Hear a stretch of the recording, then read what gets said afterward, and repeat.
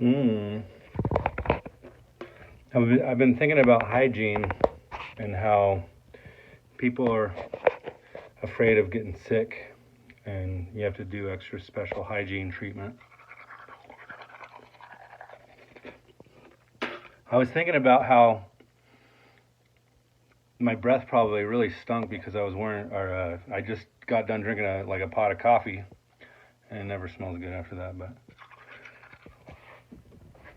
sorry, I'm sure you probably don't want to see me brush my teeth, but I was thinking about this post that somebody did on Facebook about asymptomatic carriers and people that are asymptomatic, and this has become an issue in the news that is undeniable, right? We all know that it's not undeniable. World Health Organization said they don't have a pulse on what's happening with asymptomatic or what that even means. And then later they said that they don't have enough data. Yet, face masks are being mandated because people are afraid. And guess what? What does that make that? It's a freaking boogeyman. So asymptomatic carriers are boogeymen. So, and the ones that are actually seeing the most crackdown is on kids. You know, I've been talking about how this looks a lot like social engineering. There's a lot of people saying that. But who's the most vulnerable when it comes to social engineering? Kids.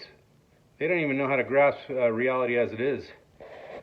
Now we have a whole nother thing to deal with, and that is asymptomatic carriers. Kids are being treated like the other person might actually be carrying a disease. So you got to wear your face mask to protect yourself and protect others from you. Wow, what social engineering that has actually... The implications that people actually don't realize are actually affecting people on the level of, you know, the psyche, I guess. So I wanted to point that out, and I want to see what your guys' thoughts are too, because here's the deal. I mean, there's no proof that anybody is asymptomatic. Unless you get tested and find that there's some sort of RNA sequence that is related to C19, but you don't show symptoms, asymptomatic, right? So, you know, it kind of makes me wonder if any of this is even founded on a solid foundation. Like, if any of this is even, like, it's all a false premise. It's all based on something that is not even real.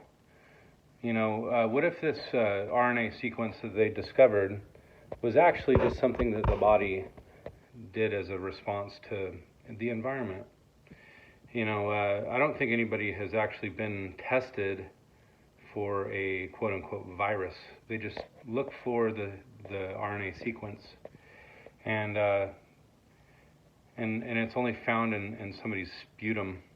And you know, here's the thing: if you haven't done any research about what the snot and tear ducts and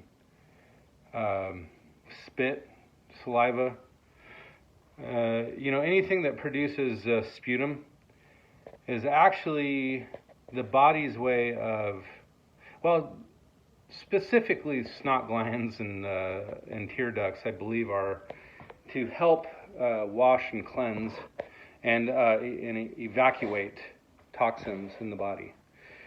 So, obviously we're going to show some sort of toxins in our snot glands if we're ejecting it out of our body. But what about the sweat glands? You know, think about that. How much spread of disease actually comes from sweat glands? And we all know that there are diseases out there that actually are transmittable by sweat. And I have seen a few videos now where doctors are actually doing autopsies saying there's the RNA sequence of COVID in like body parts that are not associated with the respiratory system. What does that mean? I mean, it sounds to me like there is a lot bigger picture that we're not fully embracing or understanding yet about this. So I wanted to leave those thoughts with you guys. Let me know what your thoughts are in the comments below. Don't forget to like and subscribe. I know that that's the spiel that all the YouTubers are doing, but the reality is I want you guys to stick around so you can hear future rants and videos that I put out there. So again, I appreciate you guys, and it's an honor and privilege to interact with all of you. So we'll talk to you soon. All right, bye-bye.